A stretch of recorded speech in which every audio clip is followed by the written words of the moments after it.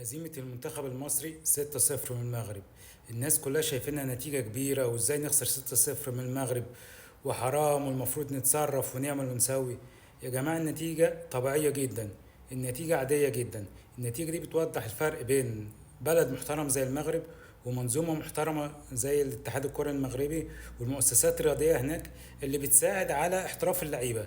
يعني المنتخب الأولمبي المغربي فيه 14 لعيب محترف. احنا ما عندناش في الفريق الاول 14 لعيب محترف في منتخب مصر الاول. احنا في المنتخب الاولمبي عندنا زيرو محترفين، ما عندناش محترفين. فطبيعي جدا ان هم يكسبوا 6-0 عادي. هم يا جماعه لما جه يطلبوا لعيبه فوق السن، اشرف حكيمي احسن باك رايت في العالم قال لهم حاضر اجي امثل منتخب المغرب. سفيان رحيمي احسن لعيب في اسيا قال لهم حاضر اروح امثل. شرف شرف ليهم. لكن احنا عندنا في مصر هنا بيقول لك لا، ليفربول مانع وقاسم باشا مش موافق ونانت الفرنسي مش موافق. وانا واثق ومتاكد ان اللعيب لو عايز يلعب لمنتخب بلده هيلعب غصب عن النادي بتاعه. هيلعب يعني هيلعب زي يعني باريس سان جيرمان مش عايز حكيمي مثلا، يعني مش عايزه فتره اعداد. بس احنا عندنا لعيبه في مصر بتكبر دماغ، خلاص يا سيدي انا لعبت اولمبياد قبل كده هعمل ايه يعني؟ اجز احسن واقضي اجازتي في اليونان زي لعيبه عندنا في مصر.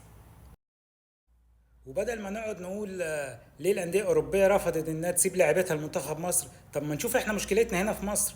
احنا عندنا النادي الاهلي مثلا رفض يبعت محمد عبد المنعم وامام عاشور للمنتخب الاولمبي، ونفس الكلام مع مصطفى فتحي، بيراميدز رفض.